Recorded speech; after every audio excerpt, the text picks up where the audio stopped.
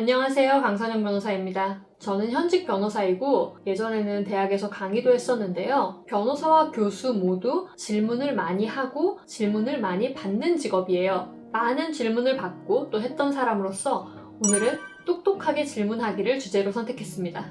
질문을 그냥 하면 되는 거 아니야? 라고 생각하실 수도 있는데요. 아닙니다. 질문하는 태도와 질문의 내용만 봐도 그 사람의 업무 능력과 업무를 대하는 태도를 알 수 있습니다. 제대로 질문하는 방법에 대해서 지금부터 말씀드릴게요. 첫 번째는 질문의 타이밍에 주의하자입니다. 제가 학생들을 가르칠 때에는 아주 과한 경우가 아니라면 수업 중 질문이 정말 반가웠어요. 적극적으로 질문하는 학생들이 예뻐 보였어요. 그런데 신입이라 하더라도 우리는 모두 학생이 아니고 직장인이잖아요. 학생 때처럼 내가 궁금하고 내가 필요하다고 해서 아무 때나 질문을 하면 안 되겠죠? 선배들도 각자 자신의 일을 해야 하고 후배들을 가르쳐주는 건 그들에게 추가적인 시간과 노력을 요하는 일이니 질문의 타이밍이 매우 중요합니다. 그럼 언제 질문을 해야 할까요? 출근해서? 점심시간에? 퇴근하기 전에? 여기서 질문의 센스를 발휘해야 합니다. 질문의 타이밍을 정하는 것부터 질문인 거예요. 궁금하고 물어보고 싶은 것이 있다면 그걸 묻기 전에 먼저 상사와 선배에게 이렇게 물어보는 겁니다.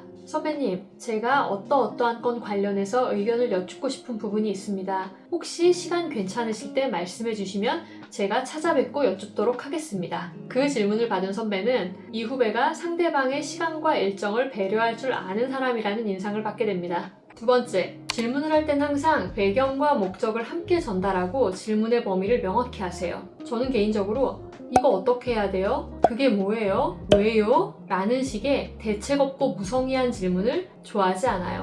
질문을 할 때는 현재 내 상황이 어떻고 왜 이런 질문을 하게 되었으며 무엇이 궁금한지 정확히 전달해야 합니다. 예를 한번 들어볼게요. 선배님, 채무불이행 손해배상액은 어떻게 산정해요? 라고 묻는 것과 선배님, 제가 이러저러한 계약 위반 채무불이행 손해배상 사건을 진행하고 있습니다. 그런데 이 사건의 주요 쟁점이 손해배상액의 범위입니다. 우리 측에서는 A, B, C가 손해라고 주장하고 있고 상대방은 A까지만 손해라고 주장하고 있습니다. 이 경우에 B, C를 손해배상 범위에 포함시키기 위해 저희 측에서 주장할 만한 것이 있을까요? 선배님 혹시 비슷한 사건을 처리해 보신 적이 있으신가요? 라고 묻는 것, 차이가 확연히 느껴지시죠? 세 번째, 질문 전 스스로 검토해서 답변을 준비해가라입니다.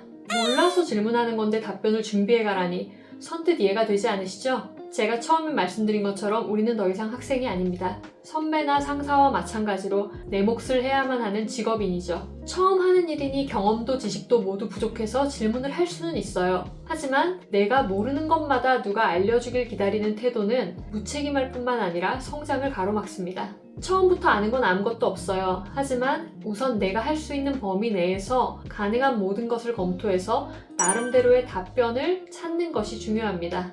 그 답이 정답이든 아니든 그건 아무 상관이 없어요. 일단 그 과정을 거쳐야 나중에 선배나 상사로부터 정답을 들었을 때 내가 무엇을 몰랐고 어느 과정에서 판단을 그르쳤는지 정확히 이해할 수 있거든요. 질문을 받는 입장에서도 학생처럼 정답을 가르쳐주기만을 기다리는 사람보다는 자신의 업무에 주체적인 태도로 임하는 사람을 더 높이 평가할 수밖에 없습니다. 오늘은 어떻게 하면 질문을 잘 할 수 있는가에 대해서 말씀드렸는데요. 질문하는 태도와 방식만 바꿔도 여러분은 더 빠르게 성장하고 더욱 신뢰받는 직업인으로 자리매김할 수 있을 것이라고 생각합니다. 혹시 더 궁금한 내용 있으시면 댓글로 남겨주시고요. 저는 다음 영상에서 더 유익한 내용으로 찾아뵙겠습니다. 감사합니다.